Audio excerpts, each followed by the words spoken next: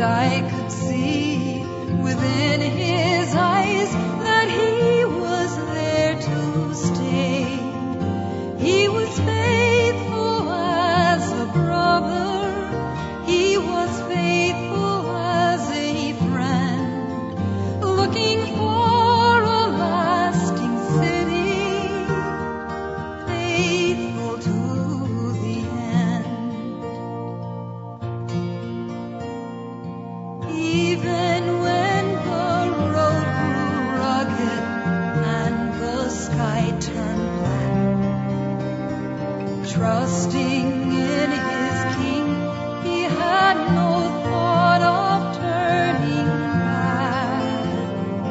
In the midst of persecution, with his dying breath, magnified the one who kept him faithful unto death.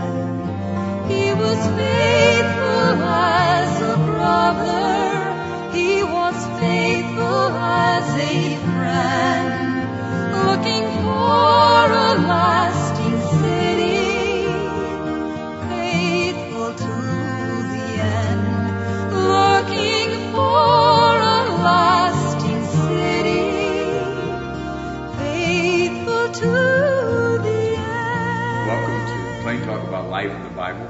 We're actually doing show number 8 on Pilgrims Progress. As I say every time almost, if you didn't catch the beginnings of it, you can go to the website, go to the first show, and it'll give you some background information. But basically, Pilgrims Progress is a famous book.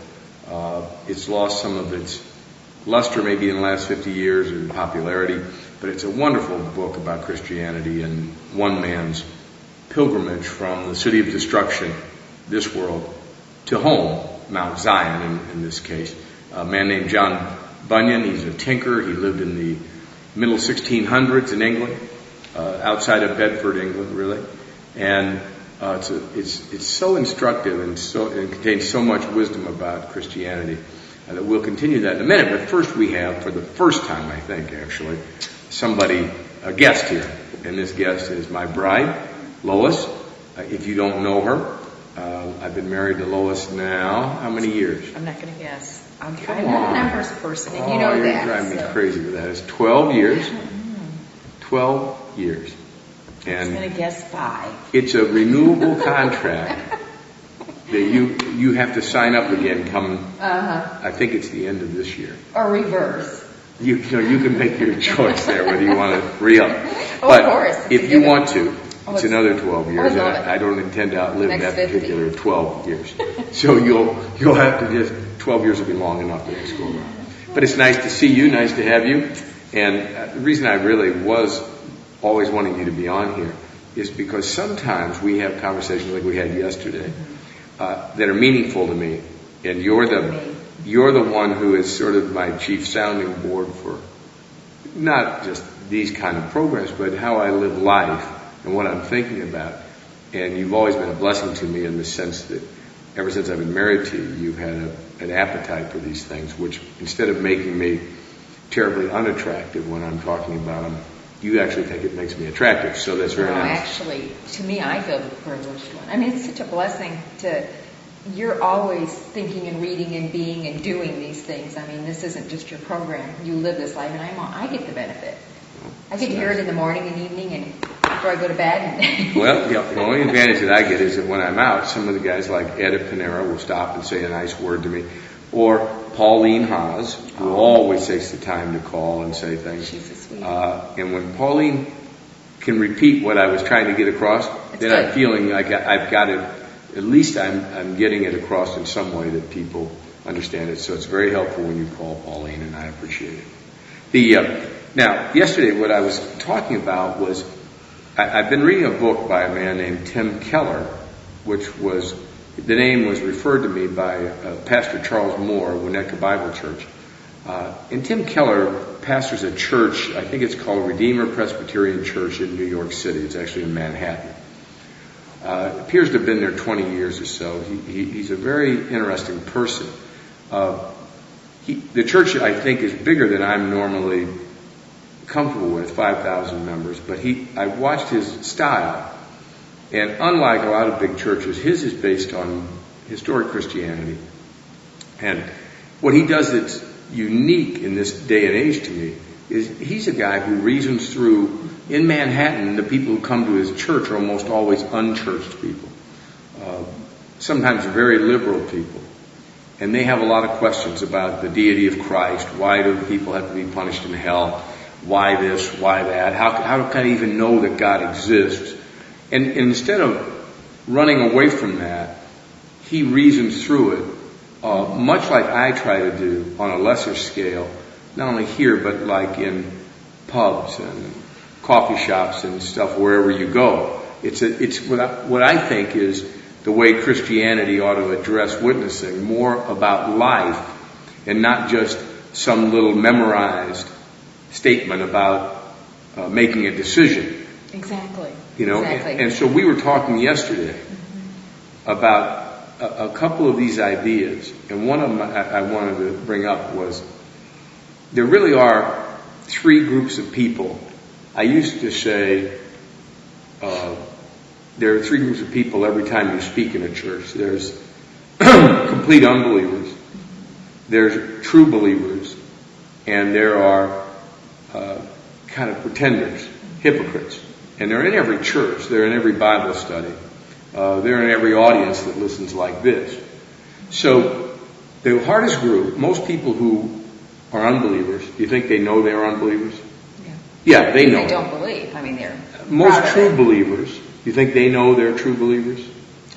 I think they do, because they have that connection and that closeness to Christ, where they feel the confidence that they actually believe. Yeah. I mean, they struggle sometimes, I think, wondering about their sinfulness and connection, but that seems normal. But that seems more normal. Because when they struggle with it, they look at the Scriptures and they gain assurance from the Scriptures that they were chosen by God not because of their merit, but for Christ's merit. You see what I mean?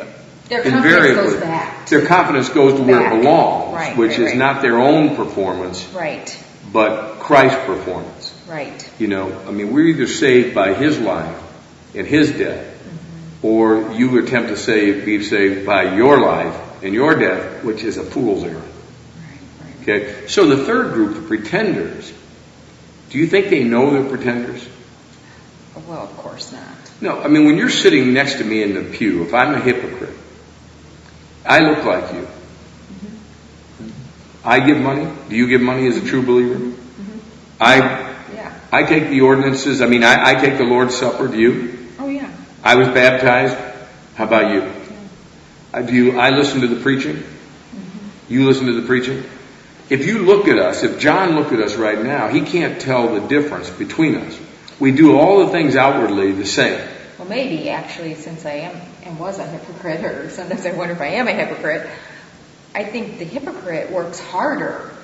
I might even, if I'm the hypocrite in the group, I probably maybe look a little sharper than you even. All right, well, let's let you, I kind of like this anyway. Let's let me be the real believer and you be the hypocrite. Well, that's probably more appropriate. All right, so what you're saying is, am I right, what you're saying is, as far as external duties, let's say even the washing of the plates at the church, or the running to get copies, or the delivering of food to the poor, or anything like that, you might actually outshine me and outwork me. It's very important to me. It's very important to you as a hypocrite. Well, it gives me a sense of who I am, and it gives me more of a confidence that I'm actually one of them. I'm actually a Christ follower, because look at the things I'm doing, look at the things I'm saying, look at me, what I'm accomplishing. And I think that's really, it's funny you say it, because deep down, if you're looking, this is what you don't want to see. There's somebody who's always saying, look at me. What should they be saying? It's only about Christ. Look at Him. But I mean, it's in a subtle way. People don't say, look at me. But that's what for their own confidence level, they're stacking it up, all these different thoughts of what they feel is good. In fact, my goodness looks better when I'm sitting next to you, actually, because you maybe didn't take the things Or to wash the dishes in the, or the kitchen. real believers are often burdened with this idea that they really are still sinning and not living up to their standard. Where a hypocrite, how do you think they always face their standard?